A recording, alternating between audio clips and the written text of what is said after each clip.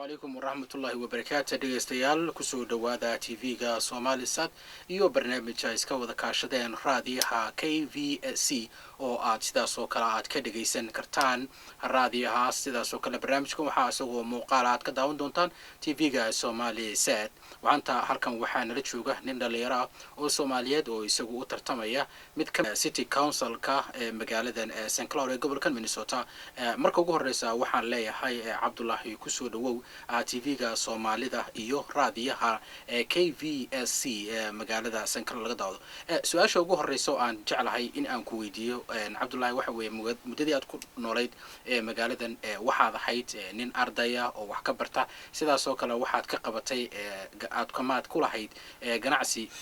ama aad ka shaqaysay meelo kala duwan bal taariikhdaadii oo kooban maxaad nala wadaagi kartaa aniga iyo dadka kale ee dhageystayaasha ah bismillaahir rahmaanir rahiim axmed waa mahadsan tahay anigu waxaan ahay dadkii Soomaalida ahaa ee yimid magaaladan St. Cloud areadeeda kuna noolaa in badan waxaan ka bilaabay shaqo markaan imid halkan waxaan kaloo bilaabay jaamacad iyo shaqo labadaba isku waday waxa kale oo aan bilaabay ganacsiyo kala duwan baan ka bilaabay magaalada uu kamid yahay dukaamo waxaan kaloo ka bilaabay barnaamij ah oo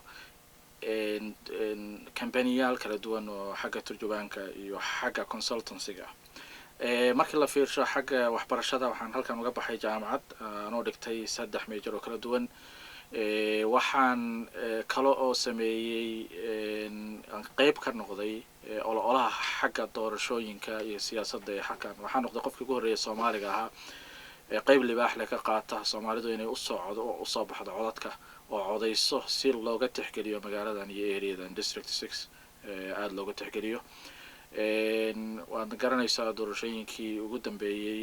inay Soomaalidu ay noqotay dadka sameeyay go'aanka lagu kala adkaanayo areadan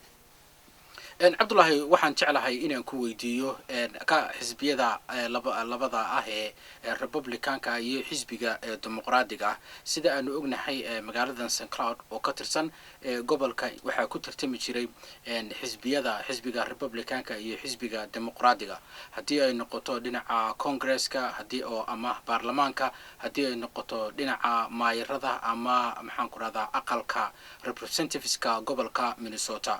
bal hadii guud aad naga siisid yaa hadda sidee loo kala haystaa xafiisyadaas xagga xisbiyada waad mahadsan tahay Axmed horta haddii aan ka hadalno siyaasadda xagga localka ah hoose state-kan ku eg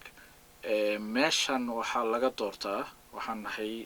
district 14 baanu nahay waxaa laga doortaa hal state senate iyo 2 representative oo state-kan Minnesota saddexdooda waxaa haysan jiray xisbigan jamhuuriga ka hor wixii ka horeeyay doorashadii hadda la soo dhaafay doorashadii la soo dhaafay aniga iyo rag lamid ah iyo asxaabtayda waxaan u ololeynay inay xisbigan dimuqraadiga ah oo galaan waxaana soo galay doorashadii hadda ugu dambeysay qof ka socda xisbigan dimuqraadiga midda federaalka marka laga hadlo districtkan waxa la yiraahdaa district 6 waad garanaysaa district 6na waxa haysan jiray oo kursigan wax badan ku fadhiyay xisbigan jamhuuriga gabadhan ka socotay Michelle Bachmann la yiraahdo wax badan bay fadhiday xisbigan haddana waxay sheegtay inaysan doorasho sanadkan aysan u istaagayn 2014ka hadda waxaa socda primary-gii iyo in la kala harharo xisbiyadii soo kala harharaan insha Allah ta'ala waxaan rajayn doonaa inaan Soomaalidu qayb lixaad leh ka qaadato ay noqoto xibinta doorashadaas go'aamisa labada dhinac ay u dhacayso Cabdullaahi sidaan ognahay dadka Soomaalida ee ku dhaqan gobolkan Minnesota waxay aad uga qayb qaataan siyaasadda waddanka Mareykanka sidaas oo kalena waxa ay qayb lixaad leh ay ka qaataan siyaasadda waddanka Soomaaliya adiga ama dadka kale ee ku dhaqan magaalada St. Cloud ee gobolka Minnesota idin ku jirta inaad ka qayb qaadataan siyaasadda waddankan Mareykanka qaas ahaan magaaladan dadka degan ee magaaladan St. Cloud ee gobolka Minnesota su'aal fiican Axmed waad garanaysaa magaaladan hadda Soomaalidu qiyaastii waxa lagu qiyaasaa ilaa 10,000 ilaa 12,000 inay u dhiganto dadka degan ee Soomaalida inkastoo badankood intooda badan aysan doorasho u qalmin inay hadda wax doortaan aysan ahayn citizen laakiin ilaa tiro ilaa 4,000 ilaa 6,000 u dhaxayso Soomaaliya ayaa wax dooran karta marka taas waxay keentay Soomaalidu inay cod ku ka raadsadaan districtigan ama magaaladan laftigeeda aniga horta Cabdullaahi ahaan waxaan ahay musharax u taagan city councilka magaaladan way ka duwanaan doontaa magaalooyinka kale Soomaalidu ku badan tahay waayo waadadka iyo qaybaha kala duwan ee laga soo doorto councilka waxaa degan dad kala duwan oo fara badan marka Soomaaliduna qayb bay ka tahay waxaan marka anigu isu arkaa nin sameyn kara inaan ahay kala duwanaanshahaas dadkaas kala duwan oo degan wardka aan ka tartamayo isu keeni kara doorashadaas ku guuleysan doona haddii alla idmo dadka Mareykanka ama marka ay siyaasadda u tartamayaan waxa ay aad uga hadlaan waxyaalaha ay u qabanayaan bulshadaas haddii ay ku guuleystaan kursiga waa maxay waxyaalaha aad u qabanaysid bulshadan haddii aad ku guuleysatid kursigan waa maxay waxyaalaha ugu waaweyn ama baahida ay qabaan dadka magaaladan ku dhaqan St. Cloud waa mahadsantahay Axmed markii horta laga hadlayo city councilka waxay leeyihiin shaqo gooni ah oo ka duwan shaqooyinka siyaasadeed ee meelaha kale dadka Soomaalida ay aad uga filaan shaqooyinka ay Soomaalidu aad ugu dulman tahay waxa kamid ah fursadaha ay u helaan shaqooyinka waxa kamid ah zoninka waxa kamid ah infrastructureka waxa kamid ah dhiirigelinta businesska waxa kamid ah oo iyo ganacsiyada waxa kamid ah nabadgelyada xagga nabadgelyada marka waxyaalahaas iyo waliba waxbarashada oo aad Soomaalidu ay ugu hooseyso marka maadaama Soomaalidu ay meeshan aad u degan tahay haddana aysan cod ku lahayn systemkii magaalada ayaan waxaan u aragnay aniga iyo dad kale oo siyaasiyiin ah oo magaaladan degan oo Soomaali aan ahayn inay muhiim tahay Soomaalidu inay cod ku yeelato xagga siyaasadda iyo gaariska waxaa jirta research yar oo soo baxday hadda oo sheegaysa in ay St. Cloud magaaladan St. Cloud aan deganahay ay ku hooseyso kasoo kabashada 2008kii shaqo la'aanta dadka ku dhacday kasoo kabashadeeda inay aad u hooseyso waxaa kaloo hooseeya abuuridda xagga shaqada waxaa kaloo researchku ay tusaysaa in ay waayeelku da'du ay sii kordhayso oo populationkan meeshan bulshadan degan St. Cloud ay dad sii weynaanaya yihiin marka waxaa loo baahan yahay guryo affordable housing guryo dadku ay awoodaan aan shaqayn waxaa loo baahan yahay infrastructureka in la hagaajiyo waxaa loo baahan yahay barnaamijyo shaqo abuur in la hagaajiyo waxaa loo baahan yahay dadkan Soomaalida iyo soo galootiga immigrantiga ah oo hadda bilaabay inay cod ku yeeshaan systemka dawladnimo ee wadankan haba ahaato midka localka ama midka dhaxaha ha ahaato iyo midka stateka in ay ka qayla la hubiyo iyagana businessyadooda in la dhiirigeliyo si ay u helaan fursado shaqo intii aad ku jirtay arrimahan iyo inaad ka qayb qaadatid arrimaha bulshooyinka ama aad caawisid waxaa jirtay waxyaalo kala duwan oo aad ka qayb qaadatay oo ay kamid tahay arrimaha xagga shaqo raadinta waxaa jiray barnaamijyaad ka samayseen oo adiga naftigaaga aad qayb ka ahayd oo lagaga soo horjeeday shaqaalaha mushaharkooda yar yihiin iyo barnaamijyadii lagu horqabtay the work connectionka oo ahayd kuwa shaqooyinka u dira shirkadda shaqooyinka dadka u dira marka waa maxay dhibaatooyinka aad dadka hadda haysta ama aad leedahay way u baahan yihiin in laga caawiyo horta Axmed waad mahadsantahay inaad su-aashaasi weydiiso aad bayna muhiim u tahay mudaharaadkaas anigu dadkii ka qayb qaataan ahaa codkooda ku beeriyay dadka shaqaalaha ee Soomaalida ay ku dhibaataysan warshadaha waxyaalihii ay shaqaalaha noo sheegeen waxyaalo aad u fara badan bay ahaayeen laakiin haddaan waxyaalo kaaga soo koobo waxaa kamid ah dadka Soomaalida markay hadda barnaamijkaas ay shaqo ka helaan agencygaas ay shaqo ka helaan oo la geeyo warshadu waxay samaysaa mushaar bay siisaa mushaarkoodii marka ay siiso agencygu waxay samaynaysaa cardkaas ay ku siinaysaa jeegoodii way asbuuclaha ah marka jeegaas Soomaalidu ay lacagta kala soo baxayaan lacag ba shirkadu ka qaataa oo panelka 2% 3% ay ka qaataa marka lacag kala baxayso ATM waxaa kaloo jira oo check warqada bay siin jirin waxaa kaloo jira Soomaalida meelaha ugu dhib badan shaqada ee agencygaas ugu beegi jirta مثلا haddii agencygu ay ka haysatay contract ay ka haysatay shirkado fara badan oo areada ah waxay soomaalida u diri jirtay un meelaha hilibka oo aadka u qabow xataa qofka dhaawacyay ka soo gaari jireen ama qofka oo nacsiinaysaba shaqadii uusan tiihaalayn inuu muddo badan ka shaqeeyo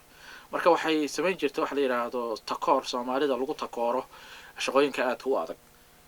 waxaa kaloo jiray soomaalida in lagu dhibo oo si xushmad darraa loola dhaqmo markay albaabkooda kasoo istaagaan oo markay albaabkooda kasoo istaagaan ayagoo shaqo raadisa la yidhaahdo bisha soo socota 8 subaxnimo markay tahay imoo markaas application laga buuxinaya ummadda kale markay timaadana applicationkii loo saxo loo hagaajiyo waxaa kaloo ka mid ahaa waxyaalihii ay dadka ay ku arkeen meesha noo sheegeen dadku ay shirkadaas ku dhaqmi jirtay waxaa ka mid ahaa waxay samayn jirtay shirkadu xataa waxaa naloo ka sheegay cases ah inay dad Soomaaliya soo galay air fresher lagu buufiyay iyadoo tixgelin xumo lagu wado dadka shaqaalaha oo meesha ka shaqeeya waxay ahaan jireen dad aan aad Soomaalida u soo dhaweyn aad ugu fiicnayn shaqadooda u jajabnayn Soomaalidan ku dhibaatay waxaa kaloo dhici jiray hataa kambaniga qofku kambaniga waxaa jira sharci oo xagga shaqaalaha ah wadankan shaqada wuxuu leeyahay sharciye leedahay waxaa jira marka sharciyo sheegaya qofkaas inaan si temporary ah oo ku meel gaar aan loo hayn karin ka badan muddo 3 bilood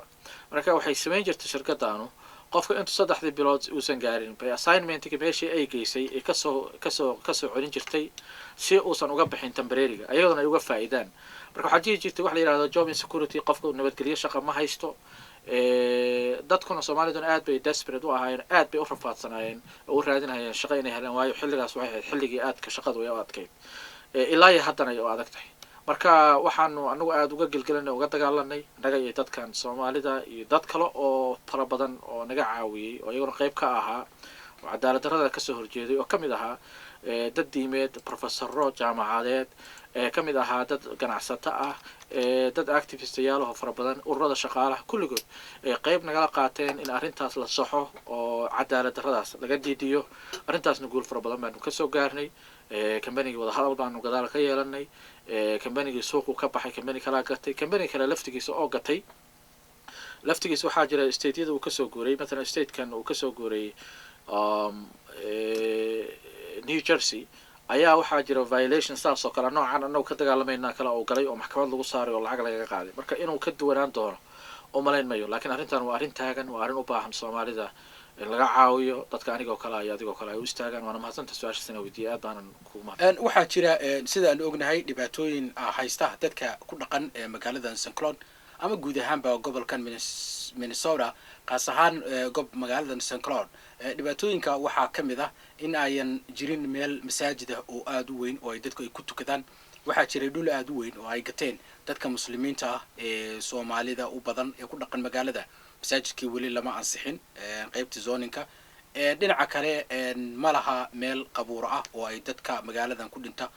lagu aaso marka haddii iskuulaadka sidaas oo kale waxaa ka jirta dhibaatooyin ardayda ka haysta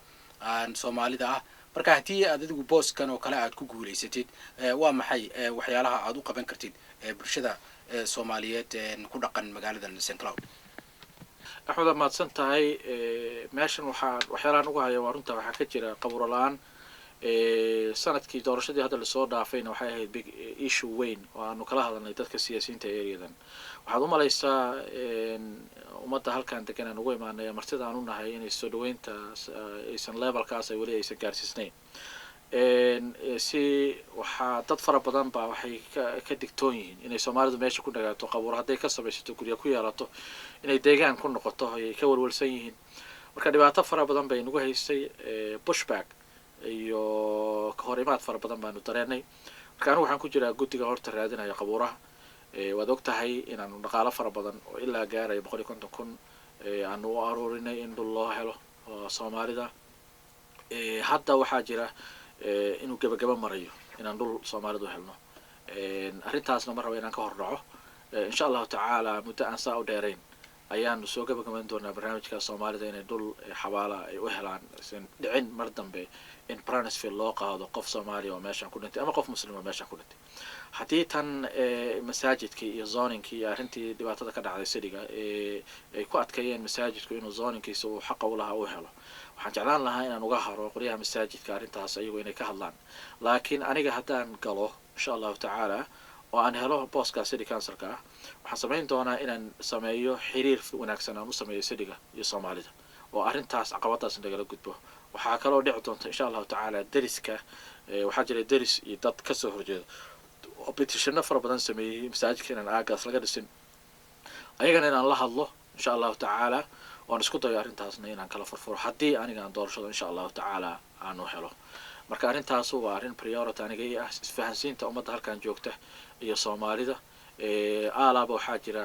waxyaalo khaldan inay Soomaalida ka aaminsan yihiin Soomaaliduna laftigooda cilad fara badan bay leedahay